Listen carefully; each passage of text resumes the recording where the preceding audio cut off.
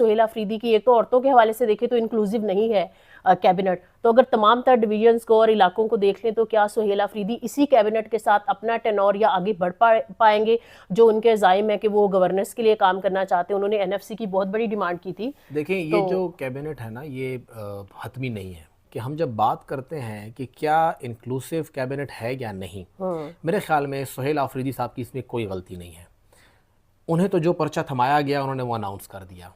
अगर वो खुद कैबिनेट बनाते तो फिर आप ठीक है, उन्हें आप कहते कि भाई आप लेकिन अडियाला जेल से ये आया था कि खान साहब ने किसी का नाम नहीं दिया, अपनी मर्जी से वो बनाए, तो फिर पर्चा कहाँ से आ गया? अलीमा खान साहिबा ने तो सारा ये कंट्रोल तो उन्हीं के पास है। तो फिर सुहेल जाहिर अफरीदी बात की है, नहीं, अलीमा साहिबा की कैबिनेट है ये। आप ये कह सकते हैं कि उस्मान बुज़दार साहब जो हैं वो एक नए प्रो मैक्स मूड में आ गए हैं। ठीक है। और वहाँ पे फ़राग गोगी साहिबा जो थी वो इंचार्ज थी, या बुशरा बीबी इंचार्ज थी। यहाँ पे हमारे पास अब अलीमा खान साहिबा हैं। तो आप क्योंकि खैबर जो पख्तूनख्वा में इंटरफेरेंस देख रहे हैं प्रैक्टिकली जी अलीमा साहिबा बिल्कुल की? ऐसे ही होगा। अलीमा खान साहिबा जो हैं वही चलाएंगी।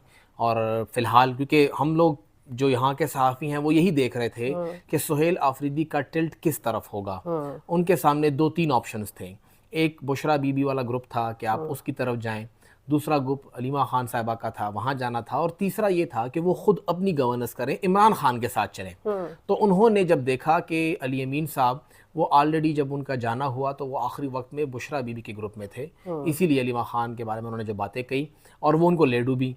तो उन्होंने कहा कि जी क्यों मैं अपने लिए मसले बनाऊं, बस ठीक है मैं अपनी गवर्नमेंट चलाऊं। तो उन्होंने कहा कि ना मुझे अपनी कैबिनेट में चलानी है, ना इमरान खान का ग्रुप है, अलीमा खान इस वक्त पावर में है, तो क्यों ना उन्हीं की बात मानी जाए। जो कैबिनेट है, कैबिनेट असल में चेंज हुई है।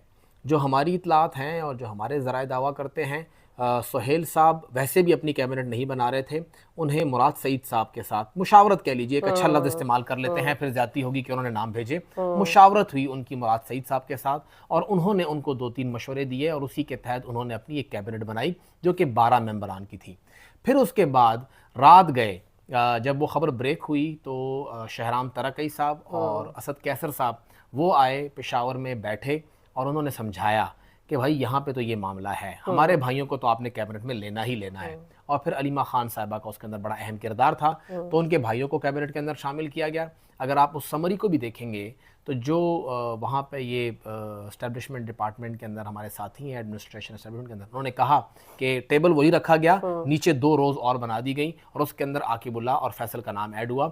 अगर देखा जाए तो अल्फ़ाबेटिकली जो है वो नाम डिफरेंट होते हैं, लेकिन के नाम आखिर में इसीलिए शामिल किए गए कि वो ऑलरेडी 8 नाम थे, जाने 8 ही थे, ये 2 बाद में ऐड हुए।